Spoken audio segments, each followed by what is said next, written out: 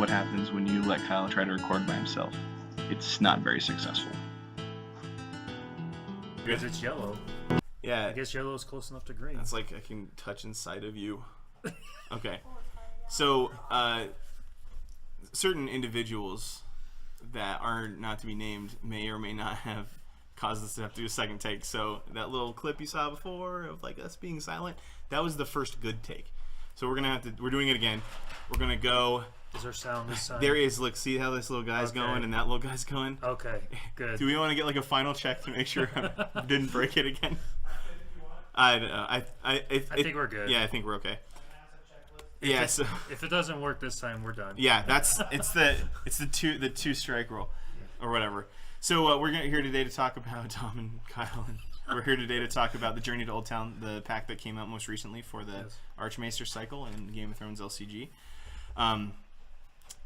Forgive us if we have more curt discussions here because we've talked about this stuff already. So now we have formed opinions, like people should coming into these videos, as opposed to us just bantering together. So the first card we're going to look at is Mage Mormont, a 6-cost character with a military and power icon with 4 power, and she's loyal. House Mormont and Lady traits with the Renown keyword. So right there at Renown, I think that this card's already pretty good. But her effect is Gates of Winterfell on a stick. So anytime a House Mormont character wins in a challenge, you get to do the Gates of Winterfell effect, which is reveal, and if it's Stark, you get to take it. Yeah, I think it's kind of good. I mean, you might be able to trigger it once or twice around. Yeah, and I think in one of our previous videos we talked about Mormont traits, and here's another Mormont card for all you House Mormont players. I mean, the only thing that kind of stinks about it, and I just thought about it, is just like you flip it over and it's not a star card, then it's kind of pointless because you're just re-showing the same card. As is Gates of Winterfell. Yeah. So it does have the same drawbacks, but I do like that it's like when you put something like that on this character, it makes like that effect cool because like then you have a whole card's worth of effect on one character, and that can be kind of cool in its own right. Yeah, it could be good to trigger it a couple times. So our next card is going to be the House of Black and White. Yep. It's a 2-cost location that's non-loyal, but it's Stark. It's got the Bravos keyword, and it bestows 10. So it's pretty. I think it's one of the higher ones we've ever seen. In its dominance action, you can kneel the House of Black and White and discard X gold from it to choose and kill a character with printed cost strength or printed strength X or lower, and you cannot do 0, so you cannot discard 0 gold from here. And you may move any number of gold from your gold pool to a House of Black and White. So like you can kind of build it up, or you can take it all down at once and slowly put gold back on. Yes, but you have to keep gold on it. So you have to at least keep 1 gold on it, because you have to discard gold first to be able to add gold. So I was confused about that when I first read it too, because I was like, here's a bunch of stuff, and then you can move gold, and I was like, wait, do I have to do the first part to do the second part, or what? But yeah, it'd be too crazy if it was the other way around. It could be cool. I was saying that it could be more of like a snowball where you like start killing chuds and then you just get up and up and up and up, and then at the end of the game you're like taking out their big players. But what were you saying about it? You thought it was like kind of like you do it once to take out something big. You could. I mean, you could either do like you were saying, like slowly take the chumps out as they go, and then be able to keep reusing it. But also, if you wanted to do it for a Hail Mary kind of thing, you're kind of down, and one character has a lot of power on it, and it could potentially swing the game around in your favor by killing that character, then I'd say it's worth it. Yeah. So. Also, I have no idea where this is from in the lore, so if you know where the House of Black and White is referencing and what it is or where it's in the books, let us know or me know, and then I can feel better about myself because I have no idea where that's from. Yeah, and that means you, Tim. Yeah, we need you, Tim. All right, so the next card is the Brightwater Knight. It's our first Tyrell card. It's a 3-cost military icon, 3-strength card. House Florent and Knight traits. So those are traits that matter in the Tyrell card base. It's got bestow 3, and you discard 1 gold from Brightwater Knight of Brightwater Knight to reduce the cost of the next knight you play or marshal this phase by 2. So good econ investment. If you spend up to 6, you can get 9 gold out of it, or you can get 6 gold worth of stuff out of it and have a body on the board. Yeah, I mean it's good. Like if you do this like 1 or 2 or whatever, and be able to reduce a bigger character, knight character for like 2, or get Arbor Knight out for free. If you have that for the crown too, you can get 5 on it, which means that you can do this 5 times, which is kind of cool. Yeah, if you can keep them on the board long enough. Fact. Another good thing is if you have the Arbor Knight out, it's a House Floor Knight, so you can boost their strength if you need to for the military challenge. So and him having the Knight keyword can play with the rest of the deck. So like if you need a Knight to attack alone or you need to kneel a Knight, he's there to do that Knight stuff. So yes. The next card is, I think, one of my favorites from the pack. Yeah, I would say it's one of my favorites. 2-cost location, Old Town. It's a loyal Tyrell card. It's got Old Town in the reach traits, and it says, kneel Old Town to name a card type, character, location, attachment, or event. Then reveal the top card of your deck. If it has if it matches the card type you named, you get to draw that card, and you get a power in your faction. So insane. Yeah, we discussed building a deck around this where you only have locations and characters, so you're like 50-50. There's so much deck fixing in Tyrell that you can really know when you're going to hit this, even if you're not playing that kind of 50-50 deck. But yeah, like the Bear No Meaning Fair.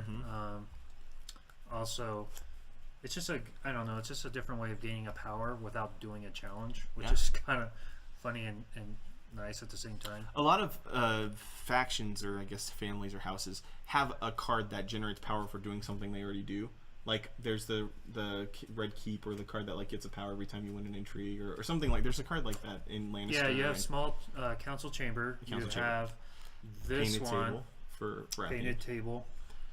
So it's nice to see a card like this in Tyrell, because it's a card that kind of plays to what they want to do with. Well, think about it. Then with Mace, you're gaining 2 gold, so you're potentially gaining 3 power a turn without doing a single challenge. Yeah. So, which is kind of good.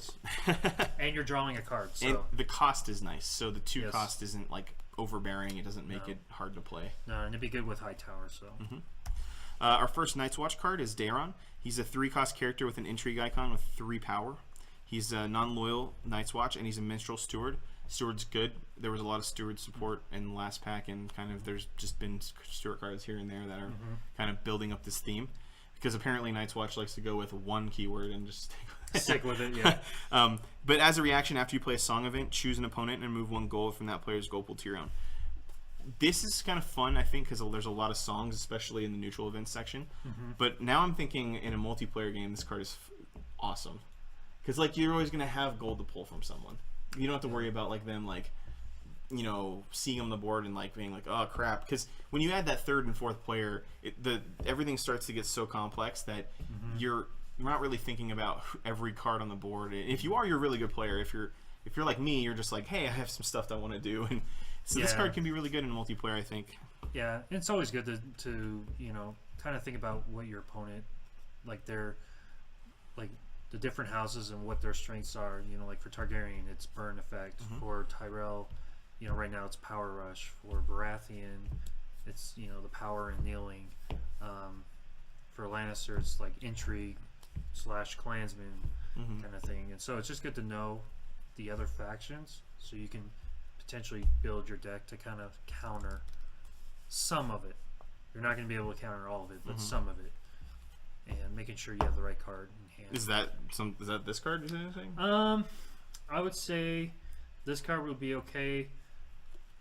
And I've been playing with Tyrell a lot, so like the new Queen of Thorns, you can discard an event, say it's not a song event, search your deck and put a song event in your hand, then you can potentially use it and then get a little bit of extra econ, choke your opponent. Yeah, I like it. Yeah. So, the next thing we're going to talk about is Journey to Old Town. So Journey to Old Town is the event. It's a 0-cost event that lets you, after the plot phase begins, choose a character you control and remove it from the game until the end of the next plot phase. So I got excited because removing things from the game and putting them back is really nice. It allows you to circumvent certain effects and things like that. But Adam said something that I thought was really interesting, which was Valar-based stuff, where you can save people. Yeah, so if you have a decent board on the thing, or you have a really good guy on the board and you have a feeling your opponent's going to do Valor or whatnot, then you can remove them from the board for the time being and then put them right back in the next round. So and enter the play effects trigger off of this card. So if you do want to have a card that is really good when it enters play, but just kind of meh elsewhere, Journey to Old Town. You can throw this in as a neutral card. It's non-loyal is what I mean. So it can be Yeah. in any deck that has Banner of the Yeah. Watch. So Yeah. it's pretty sweet. I like it a lot. That's one of my other favorites in that because it just opens up a lot of combo space for doing really cool stuff, just like Flea Bottom does. Yeah. Oh yeah. Our first Baratheon card is Devon Seaworth. It's a 2-cost military power icon character with 2 strength.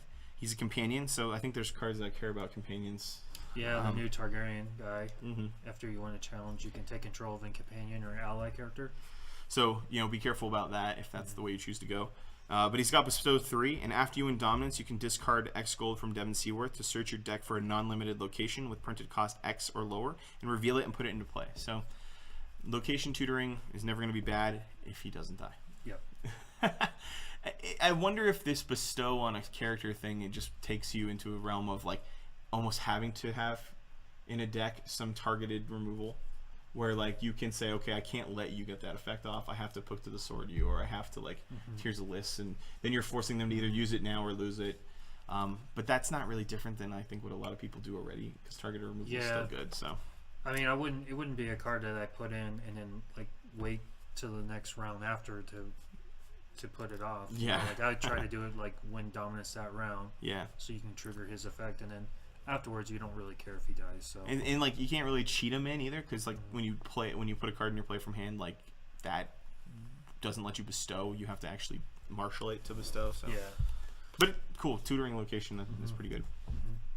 Stannis' Wrath. I was a believer that this card, that 1-cost event that says choose and kneel a character with a power icon.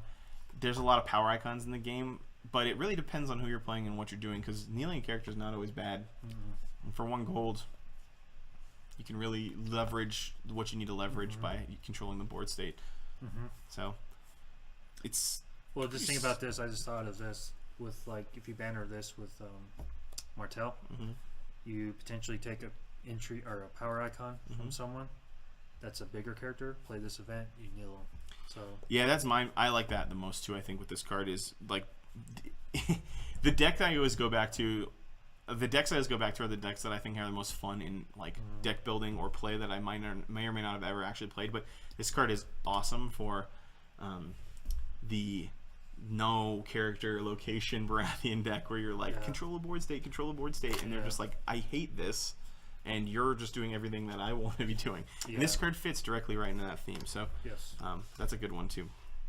Black Ears is our first Lannister card, a 4-cost character with a military icon and 4 strength.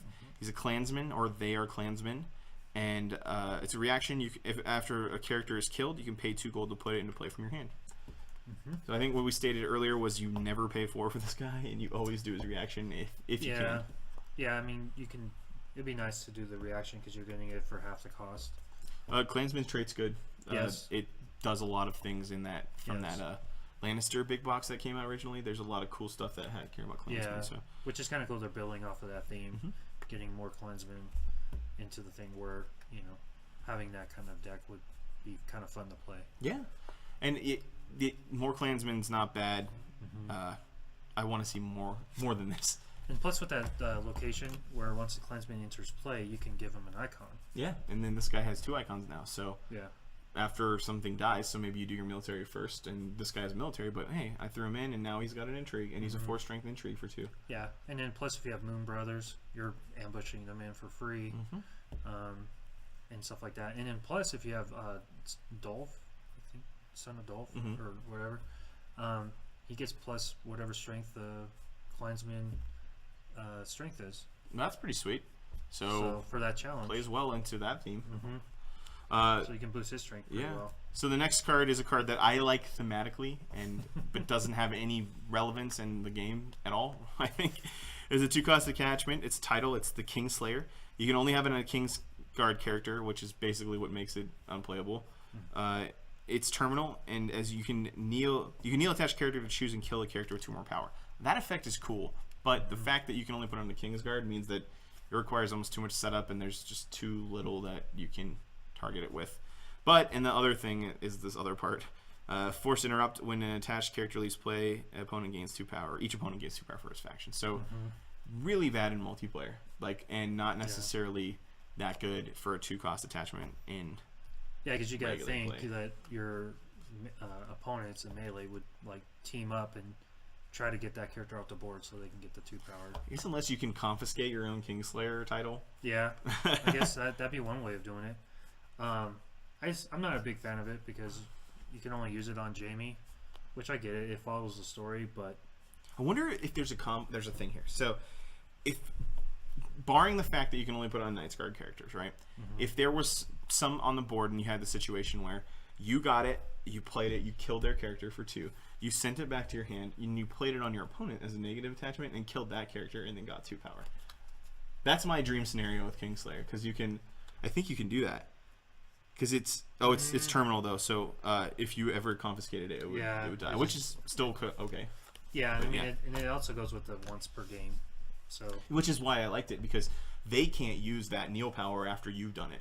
So all it is on their thing is a title that they have that if they you can't use like the Iron Bank has its due and then bring it back. You know, that's why it's terminal, which I think it's fair. Yeah, no, I hope it is terminal too, but that ruins my dreams.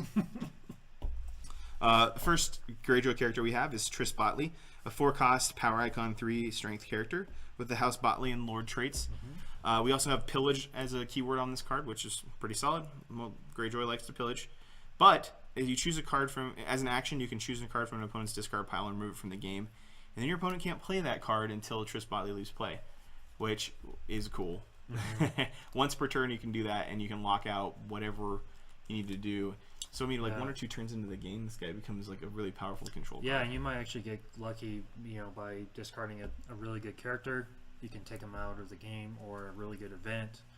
You know, like number 1 is like, you know, Tears Elise or Jakaris or Put to Sword or whatever, Flea Bottom. There's tons of cards you can take away from your opponent that would actually be worth it. I think it's worth the cost of 4. Oh yeah, I agree. And plus it has 3 strength, so it's not horrible, and it's for power, so you can kind of have that push. So. Yeah, his effect, the control effect, is good. It's so good, like to be able to just deny your opponent the cards they need to win. And it's not even just him pillage; it's pillage in general. So. Our next Greyjoy card is Blackwing, so Asha's getting a little bit of love here. The 2-cost location, that's a loyal. It's a warship, so you have your drowned men caring about warship traits. The more warships, the better. And while you control Asha, she gets renown. And after a character you control discards a location or attachment, you can draw 1 card limit twice per phase. And sorry, discards using pillage. So more pillage love, and keeping your hand full in Game of Thrones is a really good thing. So if you're already pillaging with there was like that crazy pillage deck that came out with Alliance, and it was like Queen's Crown and Lannister and Greyjoy pillage cards. Yeah. This could be really fun with that, because you're just like filling your hand back up after doing the thing that the deck likes to do. The problem anyway. with that is it's loyal. Well, you can Greyjoy main banner with Alliance, right? Queen's Crown. Are you talking about Tywin? The new Tywin? No, the new Tywin's not in that deck, because it just pulls all of the non-loyal. You pick a faction and you pull all the non-loyals, but I don't know if Queen's Crown is. Oh, you're thinking Night's Watch. Okay. Yeah. Night's Watch, Lannister, Greyjoy. Gotcha. So if you could main banner in that deck, maybe you don't even do that. Maybe you just do a pillage deck that's just Greyjoy and banner. Well, you Lion. can do banner Lion, because they have some of the pillage, like the Mountain, and then his Green's Raiders or whatever. The Raiders, and then also Pulliver. Yep. And so there's different. Could be fun. So. And milling your opponents to death is always one of those things that gets really frustrating for them, but it's really fun for you. Plus the reader. Yeah, that's true too. Our first Targaryen card is Stormcrows, so 2-cost character with a military icon with 3 strength, non-loyal and mercenary, so those fit together. It bestow 5, so between 3 and 8 to play this card. And you can discard X gold from Stormcrows to choose X characters until the end of the phase. Each of those characters gets -1 strength, and you can do that limit once per phase. So, solid Targaryen tech.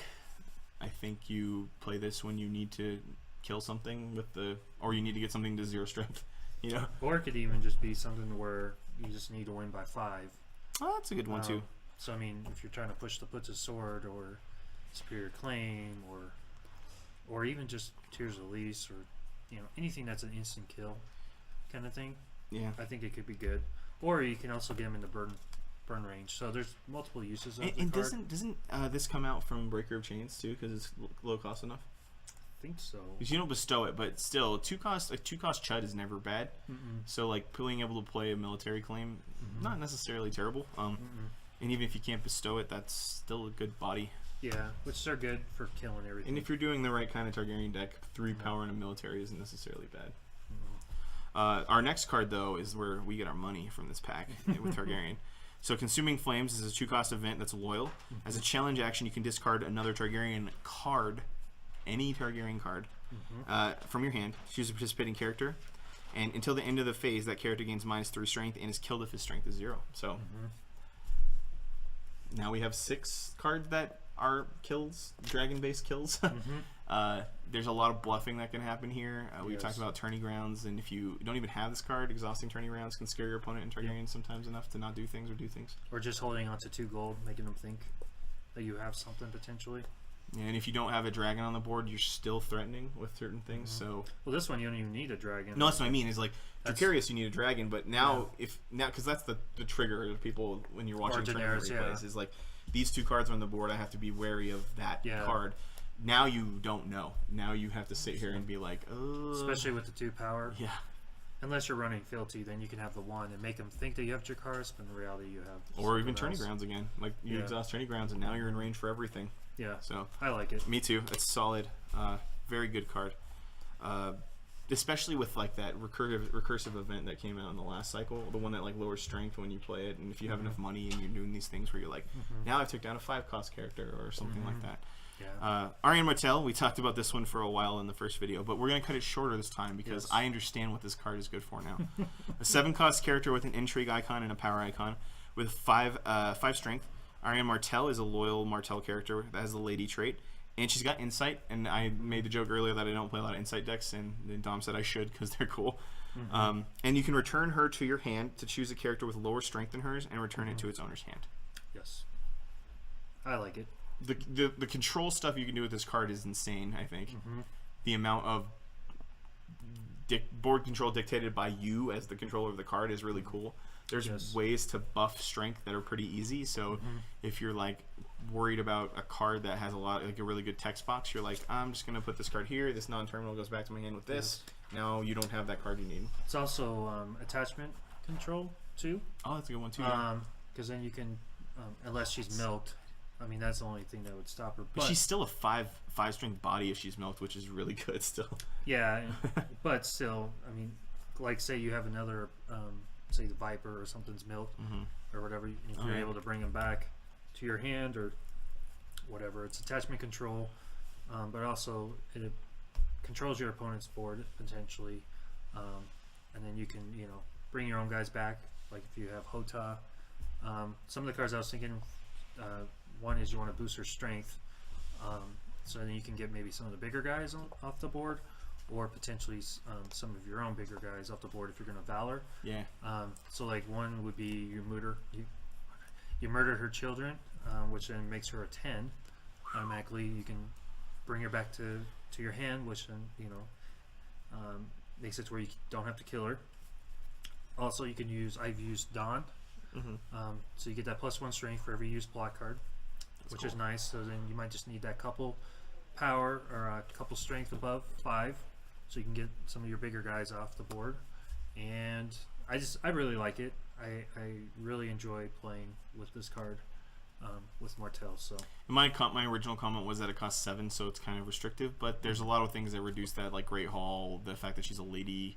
The Western fiefdoms are really good in Martell as like econ generators. Another plot I've been playing a lot is as my economy plot is trade routes. Okay. So even though it's 2 gold, initially, you get +1 gold for every location on board. Wow. Okay. So there's been times I've gotten 12 to 14 gold, and from there, it's not an issue getting her back out. Let's be real. A lot of decks play a lot of locations. I mean, there's very few decks that aren't trying to run some location or another. Yeah. All right. Our second card is a card that even fits well with playing Dawn or anything like that, but Change of Plans is a Martell event that costs nothing. After you lose a challenge, if you have fewer than 5 plots in your used pile, you may move your plot from your deck to the bottom of your used pile. So you go from 5 to 6 in the middle of the game, and that can affect a lot of things with Martell.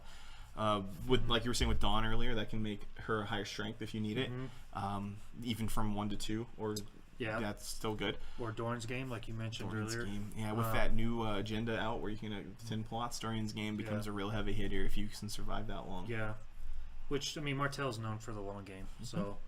In fact, there's a plot. No, I'm just kidding. It's called I think it's called the long plan. Yeah, the long plan. Yeah. Which is great because here's a combo that, if you guys haven't thought of, you can use. Is you have the long plan. You know, kneel your faction card. You have the Iron Bank has its due. Bring back whatever character you have that you need or don't need. Oh, it's such a good Get that extra gold, and then you can bring it into the next turn. So yeah. Survivability is not a huge deal in Martell, I think, but this card is going to be crazy later, and it's probably already really good. And that's now. the thing, you don't want Martell a lot of your characters to stick on the board anyway, you know. So that's why they don't have a lot of renown, I feel like. Yeah. So. Our first neutral card is Thors Samir. So Thoros and Broderick Dondarrion can now be in the same deck, and they can go fight evil together.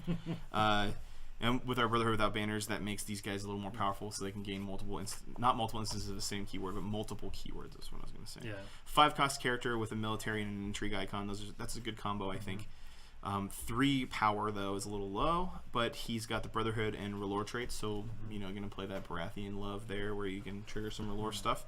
He's got Renown, and when another non-loyal character you control would be killed, you can kneel Thors Samir and discard a power to save that character. So. Like a little bit slower of kind of I'm thinking Arion, not Arion Damphir, but you think Maester Aemon? Yeah, Maester Aemon. Just because it's like you can like kneel him to save, but he has to have power, so it's not like super good. But I like that you can save other people with him, because then you can say like, well, he's gonna die anyway, so I'm gonna lose the power from like a Valar or something, and I'm just gonna save my other guy that I really want to keep on the board. Maybe a bigger guy. If you can keep him on the board long enough to get renown and win. So. But yeah, it can be kind of good. Solid. Yeah, I think he's like his 5 cost makes him a little meh, but in the right decks he can be pretty good. Yeah.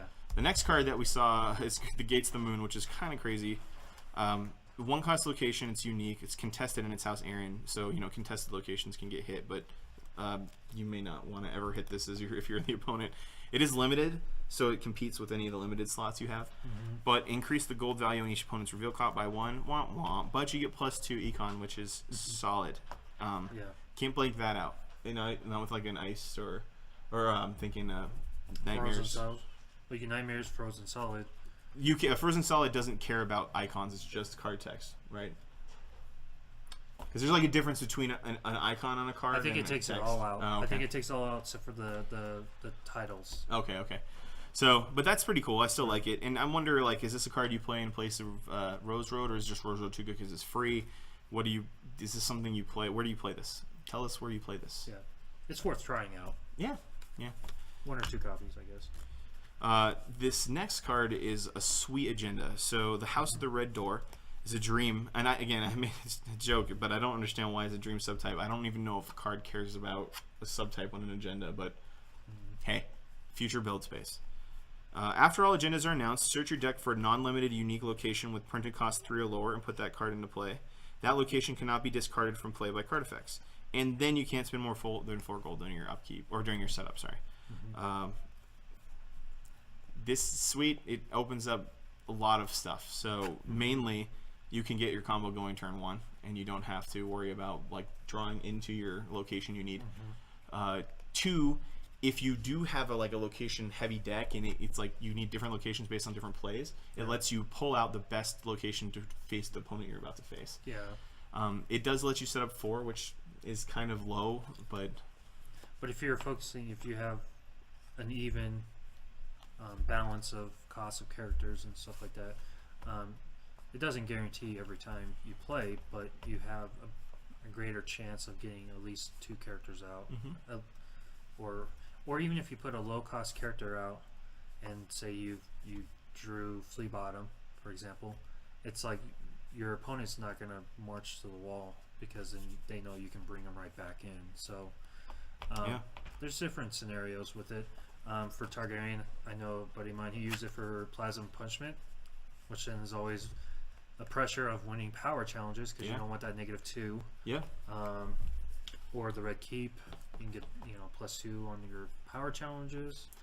Yeah, I like it on, the Great Kraken or Sea Stone Chair. Those are good ones. Sea Stone Chair, yeah. King Sea Stone Chair now, turn 1 is always a good thing when you're playing Greyjoy.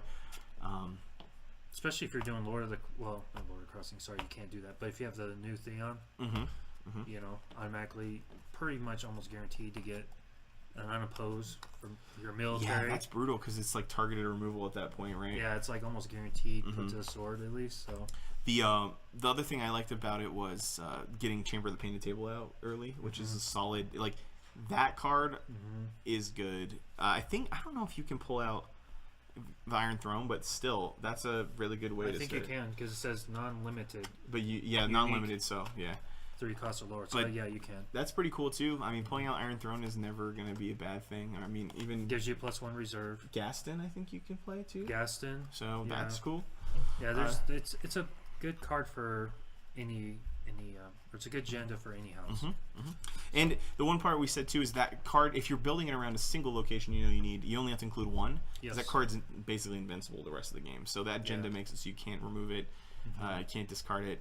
You could sacrifice it as you, but and I guess somebody. No, I don't think so because it says it does not like card effects. It can't be discarded by card effects. Okay, so your opponent could take control of it, but they can't discard it either. So that makes it really nice when you never use it on. I guess you couldn't use it on a Sea Bitch because that card has to be discarded to use its effect or sacrificed. Is that discarding? That's the question I had in my head last time we were talking about it. Yeah, you wouldn't want to put Sea Bitch out because you would have to discard that to do that. So I mean, don't be dumb. Don't be me when you're trying to build deck ideas and build weird stuff. But the final card we have in the pack is Sailing the Summer Seas. It's a 5 income, 2 initiative, 1 claim plot that has a 5 reserve. And it's a summer, which is cool. I always like that keyword on plots. And you can initiate an additional power challenge, but you can't initiate any military or intrigue challenges. It's a fair trade, I feel like.